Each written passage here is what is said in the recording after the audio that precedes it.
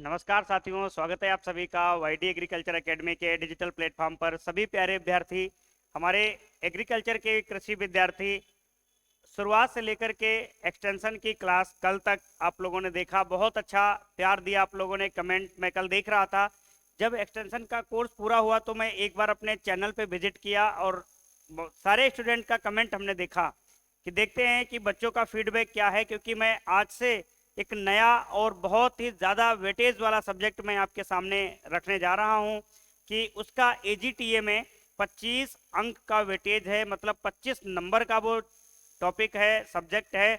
तो उस पर हम प्रहार करने से पहले मुझे लगा कि मैं आपके बीच कुछ अच्छा करूं और अच्छा करूं, जैसा कि मैंने एक्सटेंशन में मेरी जहां तक कोशिश रही कि हमने हर संभव प्रयास किया कि आप कौन से टॉपिक में डाउन रह रहे हो, उस टॉपिक को मैंने और ज़्यादा आसान भाषा में आप तक पहुंचाने का जो हमारा जिम्मेदारी थी हमने पूरी की।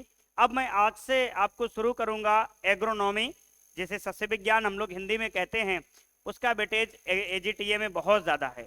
तो सबसे पहले तो बात ये करेंगे कि आप लोग एक्सटेंशन का जो भी फीडबैक दिए बहुत अच्छा लगा मुझे। और हमारे जो बैच, जो शताब्दी बैच हमारा एजीटीए का चल रहा है, उसमें आप लोगों ने बहुत प्यार बरसाया। लगभग लगभग अगर हम कहें तो 400 का आंकड़ा हम पार कर चुके हैं एडमिशन में। ठीक है, ये बहुत बड़ी खुशी की बात है। आप लोगों ने इतना भरोसा जताया, इतना प्यार दिया, और आज हम 400 प्लस बच्चों के साथ जुड़े हुए हैं। तो वे बच्चे जो एजीटीए में हमसे कोर्स को परचेज किए हैं शताब्दी बैच में, उन बच्चों के लिए संपूर्ण एग्रीकल्चर का जो 65 नंबर का एग्रीकल्चर का पेपर बनना है, उसका हम लोग तैयारी कर रहे हैं और बेहतरीन अंदाज में तैयारी करेंगे, ताकि जब भी हमारा पेपर होगा, एग्ज़ाम होगा जब भी हमारा, तो उस एग्ज़ाम में जब हम बैठें तो हमें लगे कि हम सिलेक्शन के काबिल बन चुके हैं। ठीक है, तो हाँ, एक चीज़ और है कि आप लोग हमारे साथ साथ सेल्फ स्टडी बहुत करेंगे। ताकि क्या होता है कि आप लोग सिर्फ सोच लेते हो कि सिर्फ नीलेश सर की क्लासेस करेंगे और हमारा कल्याण हो जाएगा। हम आपका मार्गदर्शन करेंगे, आपको वो चीज़ें बताएंगे जो अन्य जगह से आप सीखने की कोशिश किए या सीख गए, या कुछ बच्चे नहीं सीख पाए, तो कोशिश हम करेंगे कि हमसे आप लोग कुछ अच्छा सीखो। और हमें समय समय पर अवगत भी कराते रहो कि सर हमें और थोड़ा ज़रूरत है इम्प्रूवमेंट की, ताकि मुझे लगे कि हाँ आपको और ज़रूरत है। हाँ, तो इस क्रम में आज हम सस्य विज्ञान की शुरुआत करेंगे। तो ये डेमो क्लास है आप लोगों के लिए। जो भी बच्चे बैच से जुड़े हुए हैं या जो बच्चे बैच लेना चाह रहे हैं, तो हमने एक्सटेंशन आपको फ्री ऑफ कॉस्ट पूरा यूट्यूब पर पढ़ा दिया। हाँ, ये जरूर ध्यान रहे, कुछ विषय हम आप लोगों को फ्री ऑफ कॉस्ट यूट्यूब पर देंगे। ठीक है, और कुछ विषय कि सिर्फ और सिर्फ हम डेमो क्लास देंगे। और उन विषय को अगर आपको पूरा विधिवत पढ़ना है तो आप हमारे पेड बैच में ज्वाइन कर सकते हैं, शताब्दी बैच, जो 11 अक्टूबर तक अगर आप उस बैच में ज्वाइन करेंगे तो आपको बैच पड़ेगा मात्र 99 रुपए का। अगर आप 11 अक्टूबर के बाद बैच को परचेज करेंगे तो बैच का प्राइस चेंज हो जाएगा। ये ऑफर मात्र 11 अक्टूबर के दिन 12 बजे तक है, मात्र दिन के 12 बजे तक है 11 अक्टूबर को। आप 11 अक्टूबर के पहले पहले अगर ये कोर्स परचेज करते तो आपको 99 रुपए में ये बैच मिलेगा। बहुत ही कम प्राइस में है और बहुत ही शानदार बैच होने वाला है। बस आप लोग जुड़िएगा और एक बेहतरीन अंदाज में क्लास को करिएगा। शुरुआत करते हैं हम सस्य विज्ञान से। तो सस्य विज्ञान में हम लोग बेसिकली क्या पढ़ेंगे, टॉपिक वाइज सारी चीज़ों का अध्ययन करेंगे। तो हमारा सब्जेक्ट जो है सस्य विज्ञान, इसमें हॉर्टिकल्चर भी इंक्लूड है, ध्यान देना। ठीक है, एग्रोनॉमी, इसमें क्या इंक्लूड है, हॉर्टिकल्चर भी इंक्लूड है। तो थोड़ा ध्यान देंगे, इन सारी चीज़ों को हम लोग पढ़ेंगे। हाँ, हॉर्टिकल्चर का डेमो भी आपको बहुत जल्द मिल जाएगा। ठीक है, हॉर्टिकल्चर का डेमो बहुत जल्द आपको मिल जाएगा। और हम डेमो आपको अलग अलग फैकल्टी के द्वारा हॉर्टिकल्चर का डेमो हम आपको प्रोवाइड कराएंगे। जो आप लोगों को पसंद आए आप लोग सेलेक्ट करिएगा और हमें सजेस्ट करिएगा कि हमें हॉर्टिकल्चर पसंद आया है या नहीं। ठीक है, चलिए अब हम बात करते हैं एग्रोनॉमी में। तो एग्रोनॉमी में जो हमारा पहला टॉपिक है एजीटीए में, फसलों का वर्गीकरण। ठीक है, ये सिर्फ एक लाइन में सिलेबस दिया हुआ है, फसलों का वर्गीकरण। अब मैं पहले थोड़ा इस पर चर्चा करूंगा। टॉपिक का जो नाम है आज का हमारा, फसलों का वर्गीकरण, मतलब क्लासिफिकेशन ऑफ क्रॉप्स।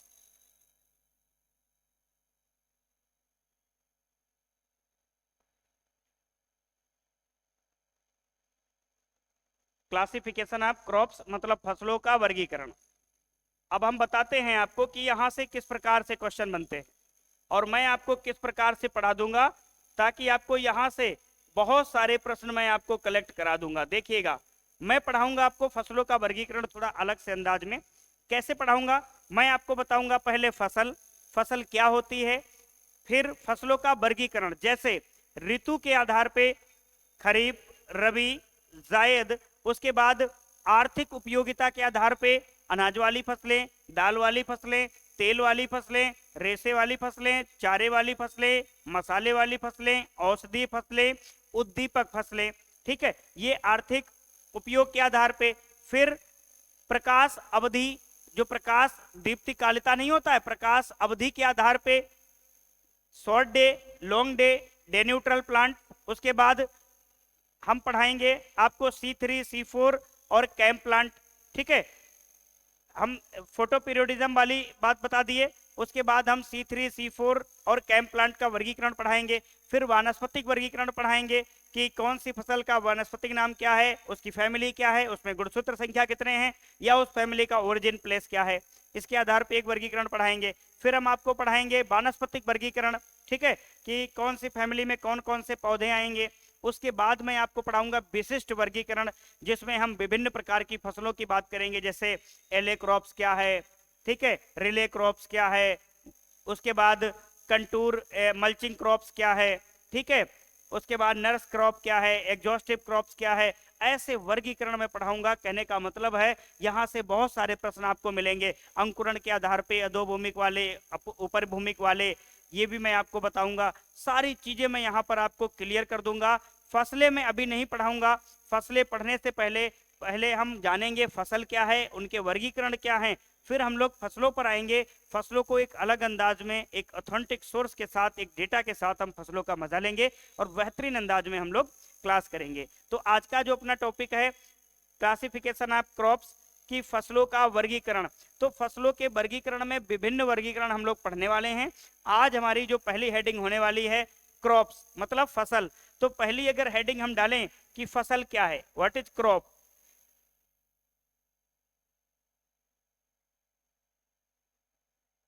अगर हम बात करें फसल, तो फसल हम कहेंगे किसे? जैसे मान लो आप घर से निकलो और आप थोड़ी दूर चलो और आपको एक एक पौधा मिल जाए किसी चीज का, फिर थोड़ी दूर आप जाओ 10-15 कदम, फिर एक पौधा मिल जाए, फिर थोड़ी दूर जाओ एक पौधा मिल जाए, क्या इसको फसल कह दोगे? नहीं ना कहोगे ना फसल। तो फिर फसल किसे कहोगे? मतलब पौधे का ऐसा समूह, ग्रुप ऑफ प्लांट, पौधे का ऐसा समूह जिसको मनुष्य अपनी किसी न किसी आर्थिक उद्देश्य से, जिसको मनुष्य अपने किसी न किसी आर्थिक उद्देश्य से भूमि की तैयारी करके उगाता है, उसको हम क्या कहते हैं? फसल कहते हैं। सिस्टमेटिक परिभाषा क्या है? पौधों का ऐसा समूह जिसे मनुष्य अपनी आर्थिक आवश्यकता की दृष्टि को ध्यान में रखते हुए भूमि की तैयारी करके उगाता है, उनको हम क्या कहते हैं? फसल कहते हैं। तो एक सुलझी हुई परिभाषा हम लोग लिखेंगे, पौधों का ऐसा समूह, हम लोग इसकी परिभाषा लिख लेंगे,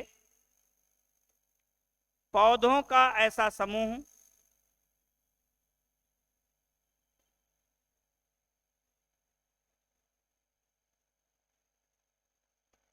जिसे मनुष्य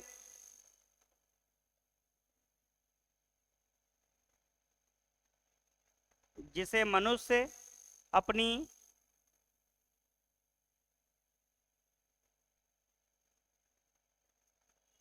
अपनी आर्थिक आवश्यकता की पूर्ति हेतु, पौधों का ऐसा समूह जिसे मनुष्य अपनी आर्थिक आवश्यकताओं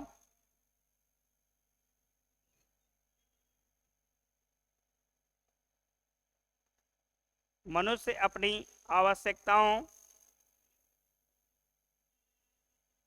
की पूर्ति हेतु, आर्थिक आवश्यकताओं की पूर्ति हेतु भूमि की तैयारी करके उगाता है।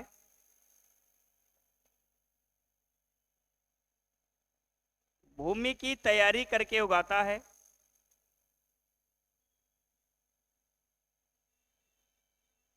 तैयारी करके उगाता है।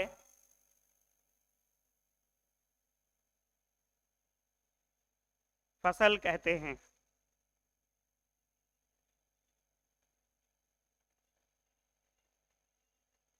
उसे फसल कहते हैं या फसल कहलाती है।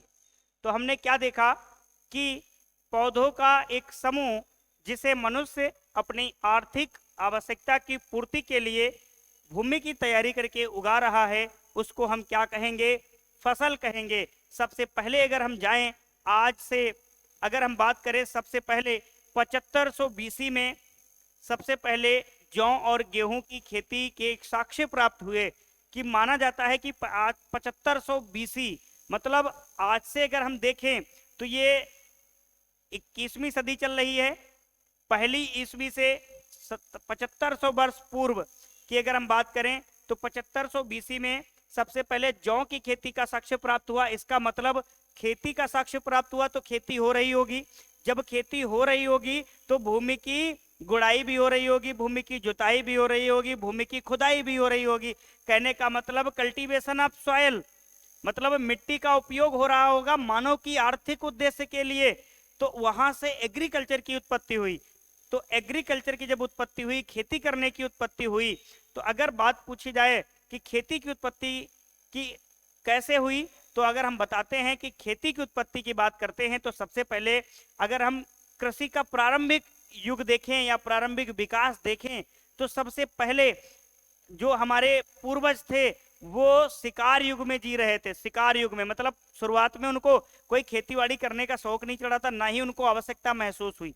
जैसे जैसे जनसंख्या बढ़ी, उनके खाद्य पर संकट आया, तो वो धीरे धीरे जंगली पशुओं से हट करके पशु पालने लगे। जब पशु पालने लगे तो उनको खिलाने के लिए चारे की व्यवस्था होने लगी। पहले शुरुआत में चारे के लिए ही पौधे उगाते थे, बाद में वो क्या किए, फसलों का रूप ले लिए, और आज हम फसलों को अपने स्वाद और अपने भरण पोषण के लिए उगाते हैं।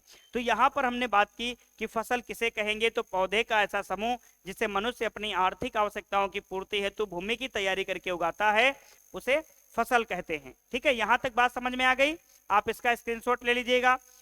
ठीक है, आप फटाफट से इसका स्क्रीनशॉट ले लीजिएगा, बाकी पीडीएफ मैं आपको प्रोवाइड करा दूंगा। ठीक है, हाँ ये ध्यान रखना, पूरा पीडीएफ आपको मिल जाएगा, उसके लिए अब कोई भी परेशान नहीं होगा, सारा हैंड रिटन आपको पीडीएफ मिलेगा। अब हम बात करते हैं सबसे पहली फसल, मानव द्वारा उगाई जाने वाली पहली फसल।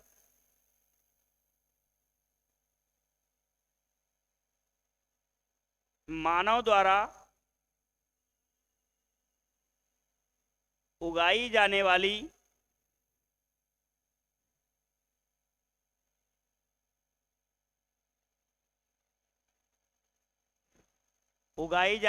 सबसे पहली फसल।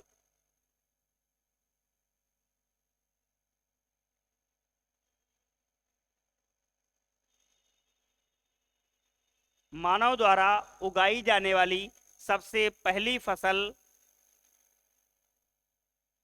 तो कौन सी है? जौ और गेहूं। तो गेहूं और जौ लिखा मिलता है, परंतु सबसे पहली फसल कौन सी है? जौ और गेहूं। तो ध्यान देंगे, सबसे पहली फसल की बात करते हैं, जौ और गेहूं। इन दोनों का साक्ष्य प्राप्त हुआ 7500 बीसी में। कब प्राप्त हुआ? 7500 बीसी में। ध्यान देना, बीसी का मतलब होता है बिफोर क्राइस्ट, मतलब ईसा मसीह के जन्म के पहले का जो समय होता है वो बीसी में होता है। ये उल्टा चलता है, इसके बाद 7400 7300 ऐसे चलेगा ये। ठीक है, तो ध्यान देना। तो ये क्या है, 7500 बीसी में सबसे पहले हमें जौ और गेहूं की खेती करने का साक्ष्य प्राप्त हुआ कि मानव के द्वारा सबसे पहले अगर कौन सी खेती की गई तो ये जौ और गेहूं। उसके बाद बहुत सारी खेती हुई, जैसे मक्का की 4400 बीसी में खेती हुई, आलू की 3500 बीसी में खेती हुई। ठीक है, ये बहुत सारी खेती के साक्ष्य हम लोगों को प्राप्त हुए, परंतु पहली जो खेती का साक्ष्य प्राप्त हुआ वो कौन सा है? जौ और गेहूं। ठीक है, यहां तक बात समझ में आ गई। अब कुछ हम पॉइंट्स आपको बताएंगे, जैसे फसलों के वर्गीकरण में अब हम चर्चा करेंगे फसलों का वर्गीकरण।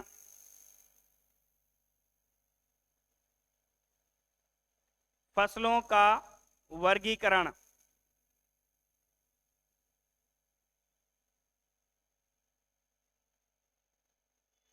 Classification of crops.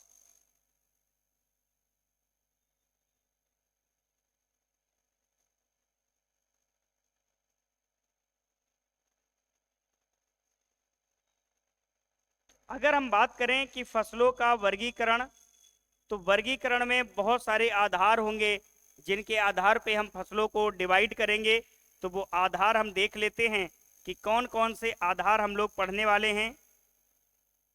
तो सबसे पहले अगर हम बांटें तो ऋतु के आधार पे,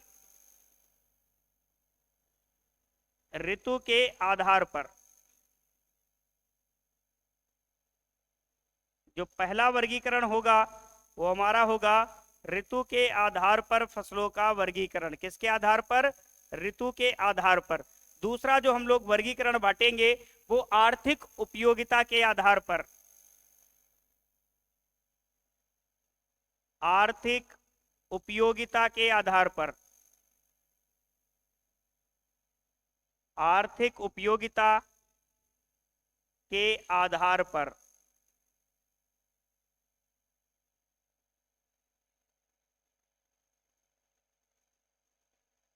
ठीक है, ये जो दूसरा वर्गीकरण हुआ ये आर्थिक उपयोगिता के आधार पर।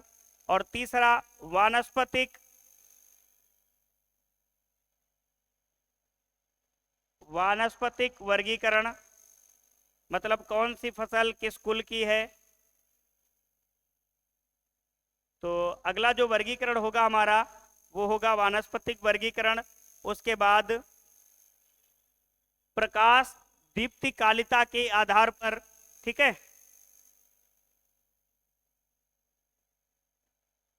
प्रकाश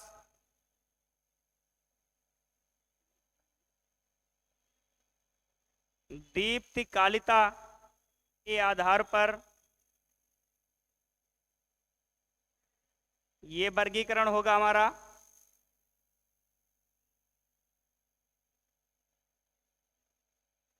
उसके बाद का जो वर्गीकरण हम लोग डिवाइड करेंगे वो होगा प्रकाश संश्लेषण के आधार पे।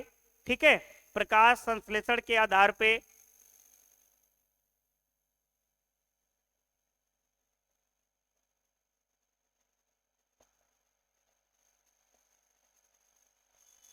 प्रकाश संश्लेषण के आधार पर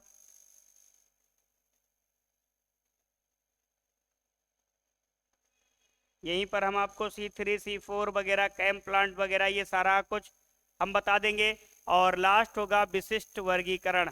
ठीक है, विशिष्ट वर्गीकरण, यहाँ पर हम लोग कुछ अलग से वर्गीकरण करेंगे। विशिष्ट वर्गीकरण तो कुछ इस प्रकार से, ये मान के चलो जो हमारा ये पहला जो टॉपिक है AGTA का, इन सब हेडिंग्स के आधार पर पहला टॉपिक डिवाइड किया हुआ है। मैं इस प्रकार से आपको पढ़ा रहा हूं ताकि इन फ्यूचर आपको कभी भी बड़ा सा उत्तर लिखने वाला कभी पेपर मिले तो आप इन सब हेडिंग्स का इस्तेमाल कर सकते हो इसी प्रकार से। ठीक है, एक सिस्टमेटिक नोट्स आपके पास होगा, आप इस आधार पे सारी चीजों को अच्छे से लिख सकते हो। तो ये तो है हमारा वर्गीकरण जिसमें हम आज आपको पढ़ाएंगे।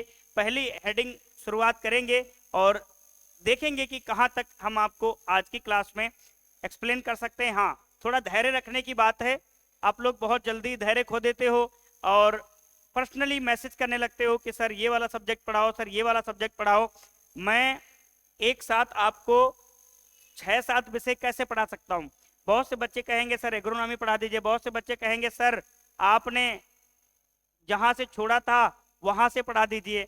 भाई मैं जिस इंस्टीट्यूट में था वहाँ मैंने जब छोड़ा 24 अप्रैल 2024 को मैं राजस्थान के एक इंस्टीट्यूट को छोड़ा, तो जहाँ से मैं वहाँ पढ़ाया यहाँ से वहाँ नहीं पढ़ा सकता क्योंकि बैच वो अलग था, ये बैच अलग है, इसमें बहुत सारे नए बच्चे भी जुड़े हुए हैं। तो जो बच्चे ऐसा कह रहे हैं वो थोड़ा अपने आप में धैर्य रखें कि वो इंस्टीट्यूट अप्रैल में ही हमसे लेफ्ट हो गया, अब ये अपना खुद का इंस्टीट्यूट है, तो यहाँ पर ये बच्चे जुड़े हुए हैं हमसे, तो इन बच्चों के साथ पूरी तरीके से कोई भेदभाव किसी भी बच्चे के साथ ना हो, इसलिए एक सिलेबस को हम सिस्टमेटिक पढ़ाएंगे। जो बच्चे ये सब सारी चीजें पढ़े होंगे हमसे, उनको भी कुछ नई चीजें मिलेंगी, तो आराम से आप लोग क्लास करिएगा। ठीक है, आगे हम बढ़ेंगे और हेडिंग बनाएंगे ऋतु के आधार पे। तो पहली जो हमारी हेडिंग होने वाली है ऋतु के आधार पे। अब नंबर 1 हम लोग हेडिंग बनाएंगे ऋतु के आधार पर।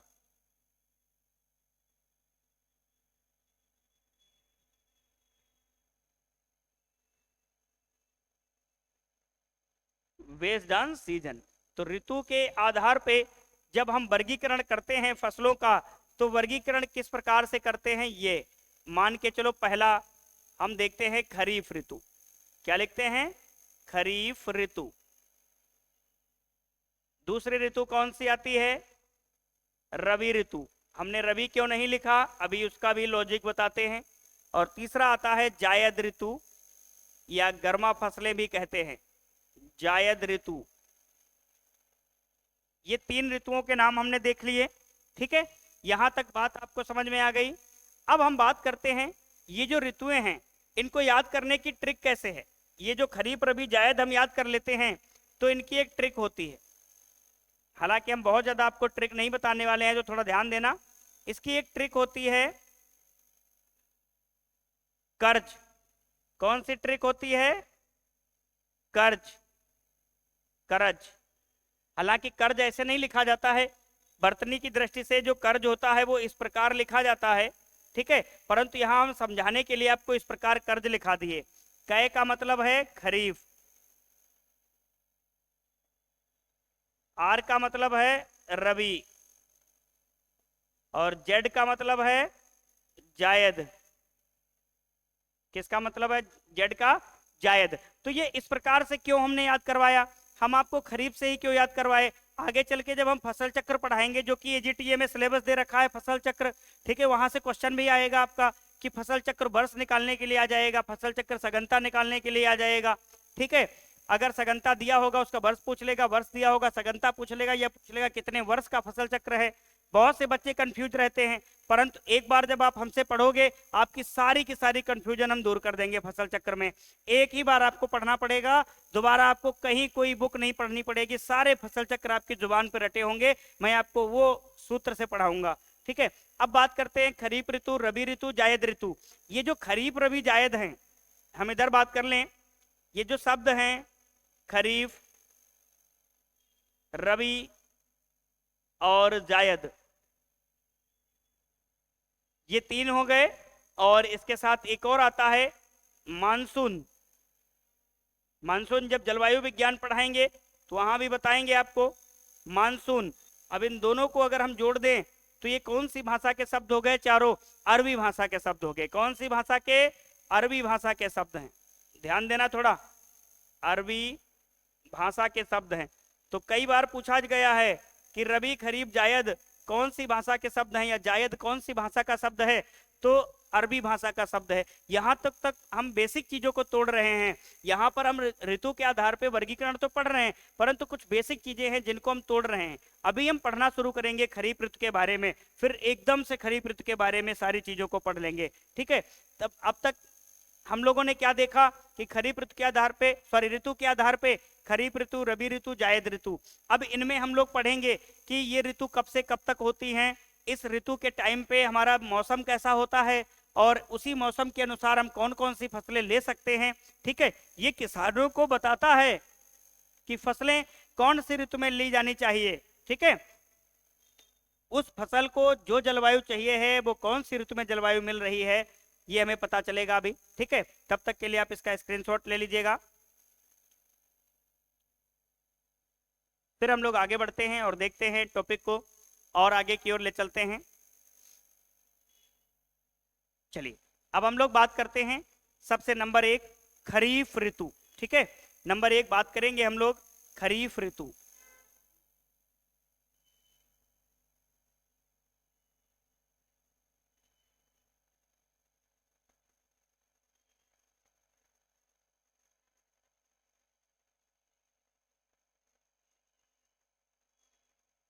अब इससे जुड़े हुए क्या कुछ पॉइंट्स हमको पढ़ने हैं, ये सारी चीजें हम लोग यहाँ पर देखते हैं। तो खरीफ ऋतु से जुड़े हुए कुछ पॉइंट्स हैं, जैसे बुवाई का समय। सबसे पहला पॉइंट आएगा बुवाई का समय। दूसरा पॉइंट आएगा कटाई का समय। कटाई का समय। तीसरा पॉइंट आएगा मौसम व जलवायु। मौसम व जलवायु। और उसके बाद आएगा तापमान। और तापमान में दो प्रकार का हम लोग तापमान पढ़ेंगे, एक आधारीय और एक पढ़ेंगे औसतन। और उसके बाद हम लोग बात करते हैं कि कटाई का समय, बुवाई का समय, और ये कैसे पौधे हैं, तो ये भी हम लोग देखते हैं प्रकाश अवधि के आधार पर।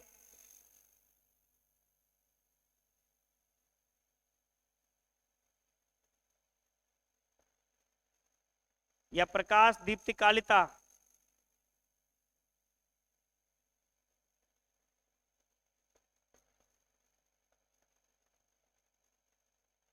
प्रकाश दीप्तिकालिता, ठीक है, ये कैसा चाहिए होता है इनको, तो ये भी हम लोग बात करेंगे थोड़ा, ठीक है। तो यहाँ तक हम लोग देखने वाले हैं कि इनसे जुड़े हुए इतने सारे पॉइंट्स पर हम लोग चर्चा करने के बाद इनके कुछ एग्जाम्पल्स पढ़ेंगे, ठीक है। तो अब हम लोग देखते हैं इनमें क्या कुछ पढ़ना है। बुवाई का समय, तो ये कब बोए जाते हैं, जून जुलाई में बोए जाते हैं। कब बोए जाते हैं, जून से जुलाई के बीच खरीफ के पौधे बोए जाते हैं। जो खरीफ की फसल के हम पौधे देखते हैं उनकी बुवाई कब हम करते हैं, जून जुलाई में। उनको कटाई कब हम करते हैं, सितंबर अक्टूबर में। कब करते हैं, सितंबर अक्टूबर में। अब टाइम आ गया खरीफ वाली फसलों के कटने का, ठीक है। धान पक रहे हैं, आप लोगों के देख रहे होंगे। तो सितंबर अक्टूबर में हम लोग क्या करते हैं, कटाई करते हैं। मौसम कैसा चाहिए होता है, तो मौसम यहाँ पर होता है गर्म व नम जलवायु होती है। कैसी होती है, गर्म व नम जलवायु होती है। या अगर हम बात करें, ठीक है, कैसी जलवायु होगी, गर्म व नम जलवायु।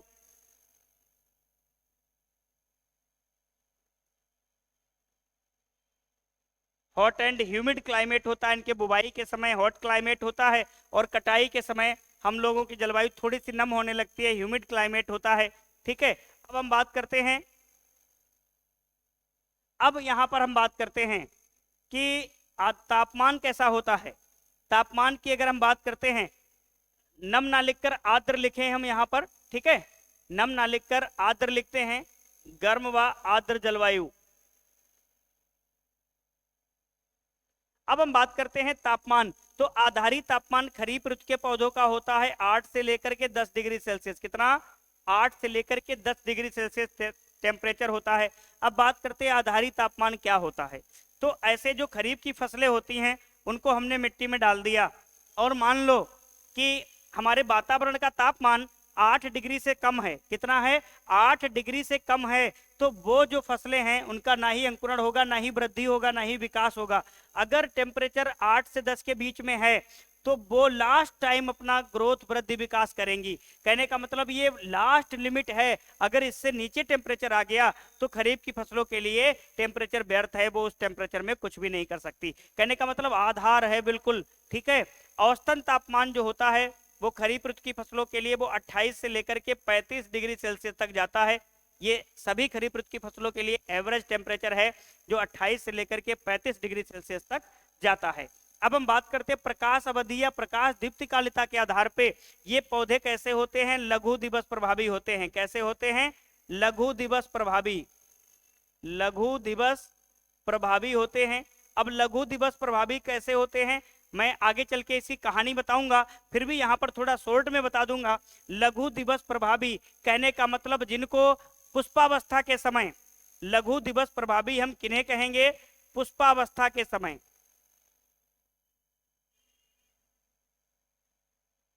पुष्पावस्था तब होगी या पुष्पावस्था के लिए इनको 8 से 10 घंटे प्रकाश चाहिए होता है। कहने का मतलब अच्छी फ्लावरिंग करने के लिए 8 से 10 घंटे इनको प्रकाश चाहिए। कहने का मतलब 12 घंटे से कम सनलाइट मिलने पर भी ये अच्छा खासा पुष्पावस्था कर लेते हैं। इनको लघु दिवस प्रभावी पादप कहते हैं। तो ये जो खरीफ ऋतु के होते हैं मोस्टली लघु दिवस प्रभावी पादप होते हैं, परंतु अपवाद अपवाद भी देखेंगे। अपवाद कौन कौन से हैं? तो अपवाद दो हैं, मक्का खरीफ ऋतु का है और सूरजमुखी खरीफ ऋतु का है। दोनों कैसे हैं? खरीफ ऋतु के हैं, परंतु ये दोनों कैसे हैं? ये लघु दिवस प्रभावी ना होकर के ये दिवस निष्प्रभावी पौधे हैं। कैसे हैं? दिवस निष्प्रभावी। दिवस निष्प्रभावी दिख रहा है इधर साइड में, हमने लिख दिया, नहीं दिख रहा है, इसको थोड़ा सा इधर लिखते हैं। ये कैसे हैं? दिवस निष्प्रभावी हैं।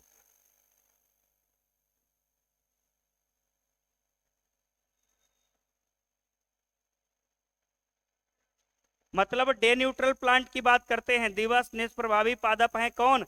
मक्का और सूरजमुखी। कहने का मतलब सभी खरीफ ऋतु के पौधे शॉर्ट डे प्लांट होते हैं, लघु दिवस प्रभावी होते हैं, परंतु अपवाद के रूप में अगर हम देखेंगे तो मक्का और सूरजमुखी लघु दिवस प्रभावी ना होकर के दिवस निष्प्रभावी। कहने का मतलब डे न्यूट्रल, इन पौधे पर प्रकाश का कोई मैटर नहीं करता। इनको अगर मिनिमम 4 घंटे भी प्रकाश मिल जा रहा है तो ये अपनी पुष्पावस्था अच्छी ढंग से कर लेंगे। इनको मैटर नहीं करता कि हमको 8 से 10 घंटे ही प्रकाश मिले। अब हम बात करेंगे कुछ अच्छे एग्जाम्पल्स की, जो एग्जाम्पल आते हैं खरीफ ऋतु में। उदाहरण की बात करते हैं तो उदाहरण पे हम देखते हैं तो हमारा धान आता है। धान के बाद अगर हम उदाहरण की बात करें तो मक्का आता है। मक्का के बाद अगर हम बात करें तो ज्वार आता है, बाजरा आता है, रागी आता है। ठीक है, उसके बाद अगर हम बात करें तो अरहर आता है, उड़द आता है, मूंग आता है, लोबिया आता है जिसको बोडो और चवला भी कहते हैं, ग्वार आता है, मोठ आता है। ठीक है, ये पौधे आते हैं कुछ, जैसे कपास आता है। ठीक है, क्या आता है? कपास आता है। उसके बाद मूंगफली आती है,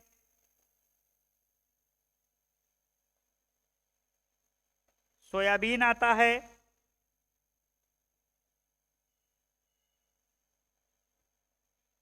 सूरजमुखी आता है,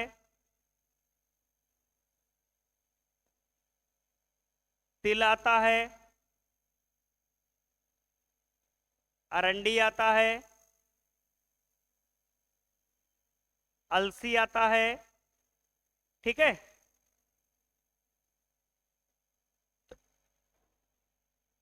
इत्यादि।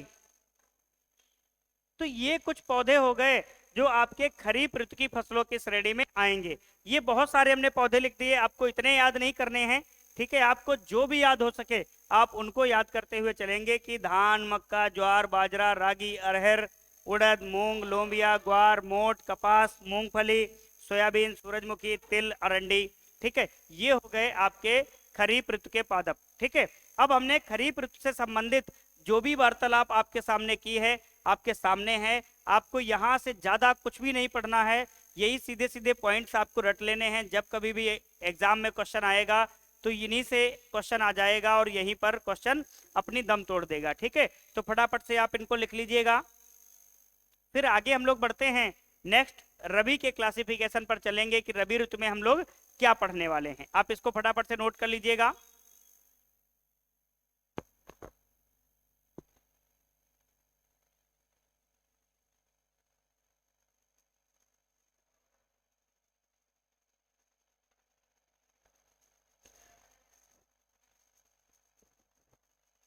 चलिए आगे बढ़ते हैं हम लोग। दूसरा हम लोग लिखते हैं रवि ऋतु। ठीक है, क्या लिखते हैं? रवि ऋतु।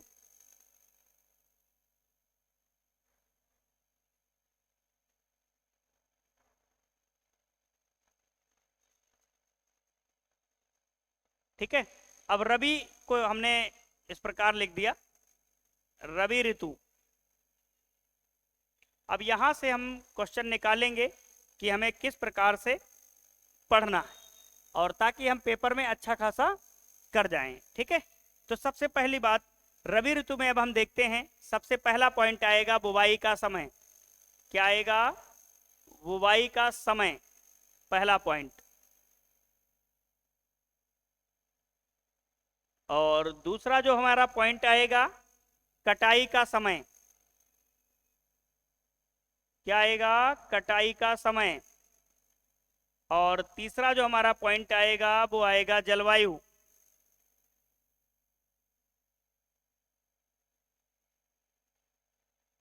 ठीक है, जलवायु की बात करेंगे, उसके बाद हम बात करेंगे तापमान की,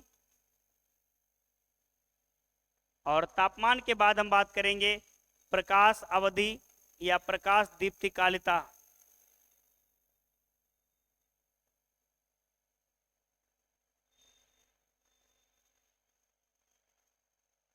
ठीक है, उसके बाद हम बात करेंगे एग्जाम्पल्स की, कि एग्जाम्पल्स इसमें क्या क्या होने वाले हैं। तो अब हम बात करेंगे कि जो रबी ऋतु के पौधे होते हैं, जब खरीफ ऋतु की कटाई हो जाती है, उसके बाद खेत की तैयारी करके हम रबी ऋतु की फसलों को बोते हैं। जैसे खरीफ ऋतु की फसल हमने बोई जून जुलाई में, अब वो टाइम आ गया है कि हम खरीफ ऋतु की फसलों को काटेंगे। जैसे धान की कटाई जब हम करेंगे, धान की कटाई के बाद खेत को तैयार करेंगे, बीच में 10 से 15 दिन का जो भी गैप या 5 दिन का जो भी गैप हम ले रहे हैं, उसके बाद या तो हम सरसों बोएंगे या हम चना बोएंगे। ठीक है, इस प्रकार से हम लोग बुवाई करते हैं। तो अब हम बात करते हैं, तो बुवाई का समय, या हम गेहूं बोएंगे, तो इसका बुवाई का समय जो होता है वो होता है अक्टूबर नवंबर। क्या होता है? अक्टूबर नवंबर। अक्टूबर से लेकर के नवंबर तक इसकी हम लोग बुवाई करते हैं। और कटाई का जो समय होता है, फरवरी मार्च में इसकी कटाई करते हैं। ठीक है, तो कब करते हैं? फरवरी मार्च में इसकी कटाई करते हैं। तो कटाई करने का जो समय आता है रबी ऋतु की फसलों का, वो फरवरी मार्च होता है। क्या होता है? फरवरी मार्च में हम इसकी कटाई करते हैं। फरवरी मार्च में हम इनकी कटाई करते हैं। जलवायु की अगर हम बात करें, तो जलवायु कैसी होती है? ठंडी व शुष्क जलवायु होती है। बुवाई करते समय जलवायु ठंडी होती है, और कटाई करते समय शुष्क हो जाती है। तो ठंडी व शुष्क जलवायु। ठीक है, उसके बाद तापमान की बात करें, तो 16 से लेकर के 25 डिग्री सेल्सियस, कभी कभी यही टेम्परेचर 16 से 25 ना मिलकर के 20 से 25 डिग्री सेल्सियस लिखा रहता है। ठीक है, तो एक औसतन तापमान जो होता है 16 से 25 डिग्री सेल्सियस या 20 से 25 डिग्री सेल्सियस होता है। अगर आधारित तापमान की बात करें, तो रबी ऋतु में आधारित तापमान जो होता है वो 4 से 5 डिग्री सेल्सियस होता है। कितना होता है? 4 से 5 डिग्री सेल्सियस होता है। तो यहां तक हमने बात कर लिया। प्रकाश दीप्तिकालिता के आधार पे ये दीर्घ दिवस निष्प्रभावी पादप हैं। कैसे हैं? दीर्घ दिवस प्रभावी पादप हैं, मतलब लॉन्ग डे प्लांट। क्या है? लॉन्ग डे प्लांट हैं ये, इनको लॉन्ग डे प्लांट हम बोलेंगे।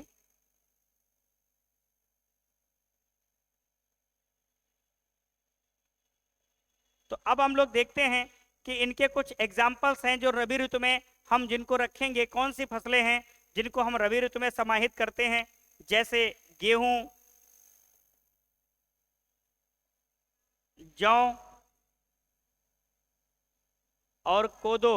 कोदो ऐसा मोटा अनाज है जो रबी ऋतु की श्रेणी में आता है। ध्यान देना, बहुत बार पूछ लेता है कि कोदो मोटा अनाज कौन सी ऋतु का है, तो ये रबी ऋतु का है। बहुत बार क्वेश्चन आया हुआ है, बच्चे गलत करते हैं क्योंकि सभी मोटे अनाज खरीफ के होते हैं मोस्टली, और कोदो क्या है? एक रबी ऋतु का है। तो हमने यहाँ पर देख लिया कि गेहूं, जौ, कोदो, चना, मटर, मसूर, राजमा, उसके साथ साथ अगर हम बात करें कि और क्या लिख सकते हैं, तो सरसों, कुसुम, सूरजमुखी की बड़ी बहन कुसुम। उसके बाद अगर हम बात करें तो और हम क्या लिख सकते हैं, तो बरसीम, ठीक है, रिजका इत्यादि। तो ये सब पौधे क्या हैं, ये रबी ऋतु के पौधे हैं। आलू भी इसी में आ जाएगा, ठीक है, आलू भी आ जाएगा, आलू भी लिख लो, आलू भी लिख लो। तो ये सब क्या हैं, ये रबी ऋतु के पौधे हैं। तो रबी ऋतु से जुड़ी हुई जो भी चीजें आएंगी हमने आपके सामने लिख दिया, ठीक है। आज का जो क्लास है बेसिकली बहुत ज्यादा समझाने वाला नहीं है, परंतु कल से जो हमारा क्लासिफिकेशन चालू होगा वो बहुत ज्यादा समझने वाला है, तो उसको बहुत अच्छे से ध्यान लगाकर हम लोग समझेंगे। हाँ, एक विशेष सूचना ये भी है कि जो बच्चे एजीटीए की तैयारी कर रहे हैं वो बहुत अच्छे से तैयारी को बरकरार रखेंगे। ये जो यूट्यूब पर आपको समय समय पर ये जो न्यूज एंकर आजकल लोग बन रहे हैं, जैसे उनके वीडियो देखकर आप लोग भ्रमित हो जाते हो। परसों मेरे से एक मैसेज किया बच्चा कि सर टीए का पेपर तो दिसंबर में हो जा रहा है, मैंने एक वीडियो में देखा। तो ये लोग टीचर कम आयोग ज्यादा बनने लगते हैं, तो थोड़ा दूर रहो। मतलब ये पल नहीं है भ्रमित होने का। मैं किसी को ये नहीं कह रहा, आप अपने चैनल पे खूब न्यूज डालो, परंतु बच्चों के हित में एक दो क्लास भी डाल दो। कहने का मतलब है सिर्फ व्यू लेने के चक्कर में आप न्यूज वगैरह ये डालते रहते हो, कभी क्लास भी लेकर आओ तो बच्चों का थोड़ा अच्छा रहेगा। हाँ, उनके हित में काम हो रहा है। तो आप वहां देखते हो कि सर यूपी ट्रिपल एससी का नोटिफिकेशन जारी, पेपर हो गया जल्दी, तो भ्रमित मत हो। कहने का मतलब है आप मन से पढ़ाई लगे हो तो लगते रहो और लगे रहो लास्ट तक, क्योंकि अभी अगर आप भ्रमित हो जाओगे तो आपका सब किए कराया पानी फिर जाएगा। कहने का मतलब है आप खूब अपडेट रहो, गूगल, सरकारी रिजल्ट, यूपी ट्रिपल एससी, हर जगह अपडेट रहो। परंतु मैं ये जरूर कहूंगा कि जब कभी भी टीए के पेपर का आगाज होगा, ऑथेंटिक न्यूज के साथ मैं आपके साथ आऊंगा और बताऊंगा, ठीक है। हाँ, ध्यान रखना, मैं आपको बीच बीच में भ्रमित नहीं करूंगा न्यूज पे, न्यूज आपको डाल के कि क्या रही कटाप, क्या, अरे पेपर ही नहीं हुआ अभी, उसका कटाप कहाँ से आ जाएगा, कितना रहेगा कटाप, कितने स्टूडेंट ने फॉर्म डाला। ये सब चीजें आपको कंपटीशन में कहीं ना कहीं पीछे खींचती हैं। मान लो आपको पता चल गया कि टीए में 38,190 बच्चों ने फॉर्म भरा, अब आप कैलकुलेशन करने लगे कि अरे यार एक सीट पे तो 12 ही बच्चे हैं, ठीक है, आपने कैलकुलेशन कर लिया। कभी ये कैलकुलेशन करके देखा ओबीसी की 600 सीटें हैं, 600 से 3446 को कभी भाग दिया, नहीं दिया ना। 38,000 से सीधा 3446 पोस्ट को भाग कर देते हो। अरे सारी पोस्टें आपकी थोड़ी ना है। तो कहने का मतलब नंबर ऑफ स्टूडेंट जिस दिन आप जान जाओगे एग्जाम में, फिर आप मेहनत करना थोड़ा कम कर दोगे, यार 11 ही बच्चों को तो पीछे करना है, वो तो मेरे उंगलियों का काम है, हाथ का भी खेल नहीं है। लोग कहते नहीं दाएं हाथ का खेल बाएं हाथ का खेल, तो ये बिल्कुल भ्रम मत पालो। कहने का मतलब कुत्ता पालो, जानवर पालो, सब कुछ पालो, मन में भ्रम मत पालो, ठीक है। कि एग्जाम कब होगा कब नहीं होगा ये भूल जाओ, आप अपने सब्जेक्ट पर पकड़ बनाओ। आप अपने दिल से पूछो एक बार, क्यों रे, क्या मुझे सारे सब्जेक्ट पता है? तो दिल क्या गवाही देगा, अभी तो घूम रहा है, इधर उधर भटक रहा है। तो पहले अपने को मजबूत करो, मतलब सब्जेक्ट पर इतनी पकड़ बना लो, फिर पेपर चाहे अगली सुबह हो जाए कोई मतलब नहीं। अभी आप आधे अधूरे हो, पहले खुद को पूरा करो, तब जाके पेपर की परवाह करो। अभी अगर मान लो कल को पेपर हो जाए, आप क्या करोगे, क्या फॉर्म आपकी आएगी? आपने भी पढ़ाई क्या है? अब आप कहोगे कि सर तो मेरी बेइज्जती कर रहे हैं। मैं बेइज्जती नहीं कर रहा हूं, परंतु ये जरूर बता रहा हूं कि पेपर की टेंशन मत लो, सब्जेक्ट की टेंशन लो, ठीक है। चलिए आगे हम बात करेंगे जायद की फसलें। क्या बात करेंगे? जायद की फसलें। और जायद की फसलों को बढ़िया तरीके से हम लोग पढ़ लेंगे।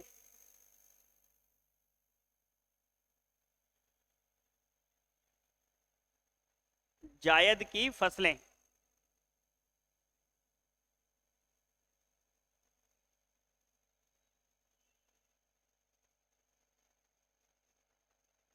ठीक है।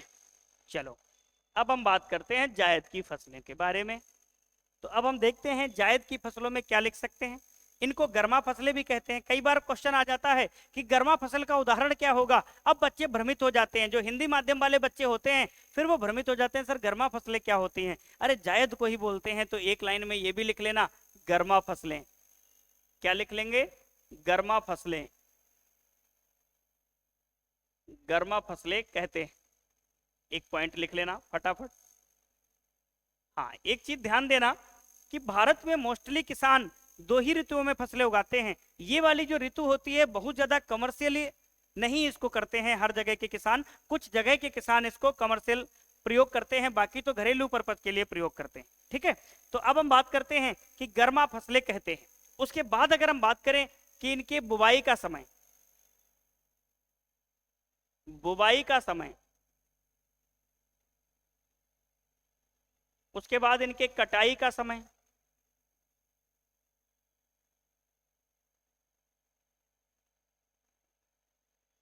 कटाई का समय, फिर जलवायु, इनको कैसी जलवायु चाहिए, गर्म जलवायु चाहिए। ठीक है, और एग्जाम्पल्स कौन कौन से होते हैं ये इंपॉर्टेंट होता है। टेम्परेचर की बात आती है तो इनमें ज्यादा ही टेम्परेचर चाहिए होता है। ठीक है, अब बात करते हैं हम लोग कि इनमें मोस्टली कुकुरबिट्स आते हैं। क्या आते हैं? इनमें मोस्टली कुकुरबिट्स आते हैं। तो हम लोग क्या करते हैं, कुकुरबिट्स में सब्जियां होती हैं, होती हैं कि नहीं होती हैं? बिल्कुल होती हैं।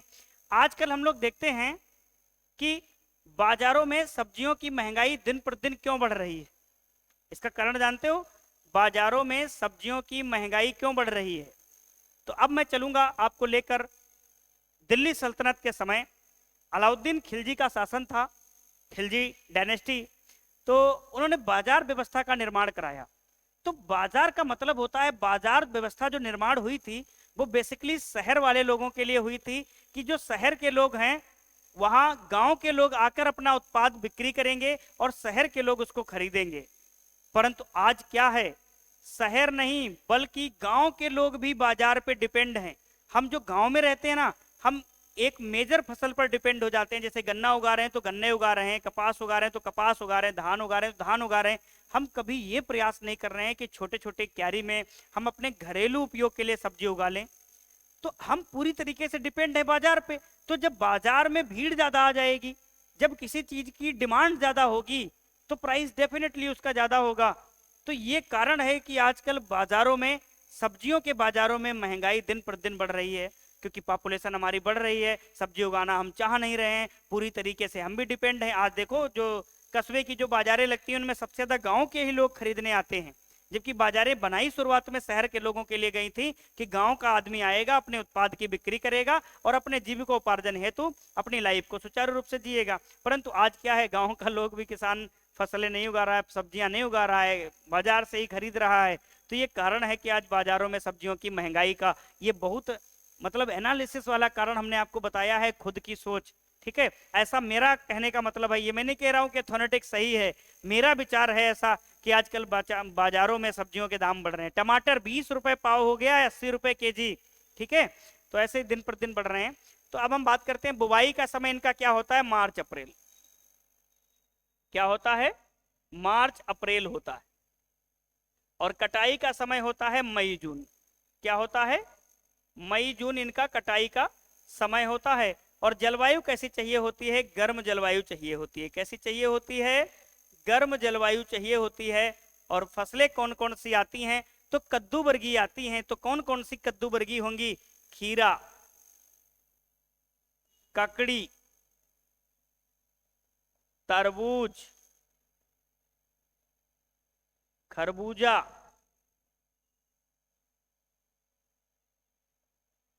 करेला, लौकी, तोरई, कद्दू, आगरा का पंछी पेठा जिससे बनते हैं वो भी कद्दू ही बोलते हैं, उसको पेठा भी कह देते हैं। ठीक है, उसके बाद इसमें कुंदरू, परवल और एक और आता है चाऊ चाऊ, चाऊ चाऊ।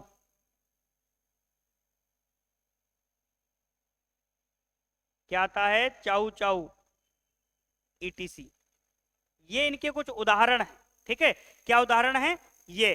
तो अब कद्दू वर्गीय जो फसलें होती हैं इनको फाड़ के देखो तो इनके अंदर बहुत सारे बीज होते हैं। और इन फसलों के फल का जो प्रकार होता है, फल का जो प्रकार होता है क्या होता है? पेपो। क्या होता है? पेपो। तो ध्यान देना, पेपो क्या है? फल का प्रकार। तो अगर कभी पूछा जाए कि इनके फल का प्रकार क्या है, तो पेपो होता है। ये भी आपका एक पॉइंट हो जाएगा। दूसरा, हमने आपको बताया अभी यहाँ पर चाऊ चाऊ के बारे में हमने आपको बताया। क्या बताया? चाऊ चाऊ। ये चाऊ चाऊ क्या है? इसका वैज्ञानिक नाम होता है सिसेम इडेल। क्या होता है? सिसेम इडेल। सिसेम इडेल इसका वैज्ञानिक नाम होता है। ठीक है, ये क्या होता है? एक बीज वाला कुकुरबिट्स। एक बीज वाला कुकुरबिट्स। कुकुरबिट्स का एक मात्र पौधा जो एक बीज वाला है। बाकी सारे के सारे पादप कैसे हैं? बहुबीजी हैं। तो एक बीज वाला कुकुरबिट्स अगर पूछा जाए तो क्या है? चाऊ चाऊ है। इसको सिसेम इडेल बोलते हैं। क्या बोलते हैं? सिसेम इडेल बोलते हैं। तो ये जायद की फसलों का जो वर्गीकरण हमने बताया, खरीफ, रबी, जायद ऋतु के आधार पे तीनों वर्गीकरण को हम लोगों ने देख लिया। बहुत अच्छे से सारी चीजों को समझा। अब मुझे नहीं लगता कि आपको ऋतु के आधार पे वर्गीकरण को कहीं और से पढ़ने की आवश्यकता होगी। ठीक है, आप फटाफट से इसको नोट कर लीजिएगा, फटाफट से नोट कर लीजिएगा। ठीक है, ये सारी चीजें समझ में आ गई। तो अब हम लोग बात कर लिए। उसके बाद हम बात करते हैं कि एक दो पॉइंट्स हैं, वो मैं आपको ऐसे ही बता दे रहा हूं। जैसे जुलाई उलाई की बात आती है तो मैं एक दो पॉइंट मेंशन कर देता हूं। जैसे एक आता है कृषि वर्ष। क्या आता है? कृषि वर्ष। ठीक है, तो कृषि वर्ष कब से कब तक माना जाता है? तो ध्यान देना, 1 जुलाई से 30 जून। मैं इसलिए लिखा रहा हूं क्योंकि कई बार ये बहुत जगह उल्टा सीधा लिखा मिल जाता है आपको। तो 1 जुलाई से लेकर के 1 जुलाई से 30 जून तक, कितना? 30 जून तक आपका मनाया जाता है कृषि वर्ष। अब अगर हम बात करें कृषि दिवस,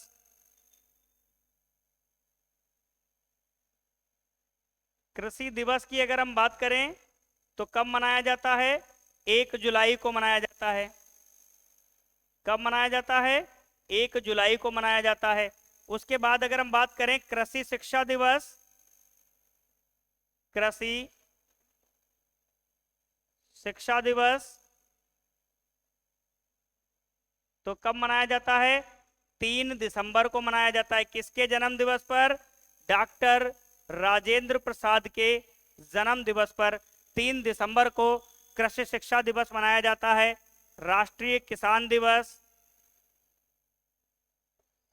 राष्ट्रीय किसान दिवस चौधरी चरण सिंह के जन्म दिवस पर राष्ट्रीय किसान दिवस मनाया जाता है 23 दिसंबर को। कब मनाया जाता है? 23 दिसंबर को। ठीक है, अब अगर हम बात करें राष्ट्रीय महिला किसान दिवस, राष्ट्रीय महिला किसान दिवस आने वाला है अभी कुछ ही दिनों में।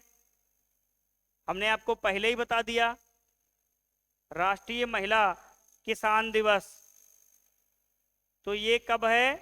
4 अक्टूबर को महिलाओं ने सबसे पहले कृषि में कार्य करना प्रारंभ किया था और 15 अक्टूबर को राष्ट्रीय महिला किसान दिवस मनाया जाता है। कब?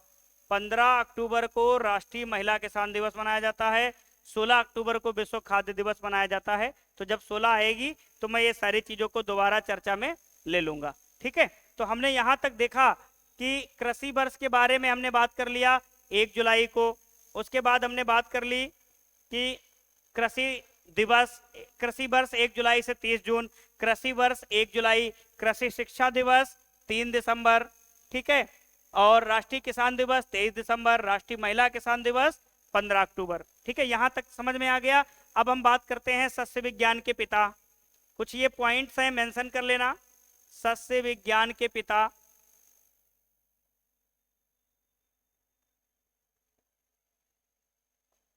तो सस्य विज्ञान के पिता की जब हम बात करते हैं तो नाम आता है हमारे सामने पीटर डी क्रेसेंजी। किसका नाम आता है? Peter D क्रेसेंजी।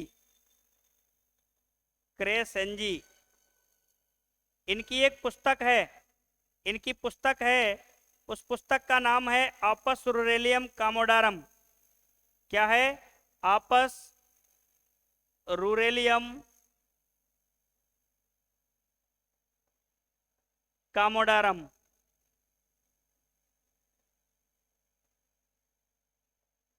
तो ये पुस्तक है किसकी? पीटर डी क्रसेंजी की, आपस रूरेलियम कामोडारम। दिख रहा है ना? हाँ बिल्कुल। अब अगर हम बात करें आधुनिक सस्य विज्ञान के पिता, आधुनिक सस्य विज्ञान के पिता, आधुनिक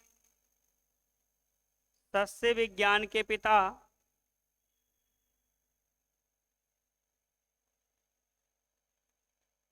तो आधुनिक सस्य विज्ञान के पिता कौन है? जैथरो टुल। कौन है? जैथरो टुल। अब इनकी भी एक पुस्तक है जिसका नाम है हॉर्स होइंग हस्बेंड्री। कहने का मतलब ट्रिपल एच जिसको हम लिख देते हैं, हॉर्स होइंग हस्बेंड्री। तो इनकी भी एक पुस्तक का नाम लिख लीजिएगा जो बहुत ज्यादा चर्चा में रहती है, हॉर्स होइंग हस्बेंड्री।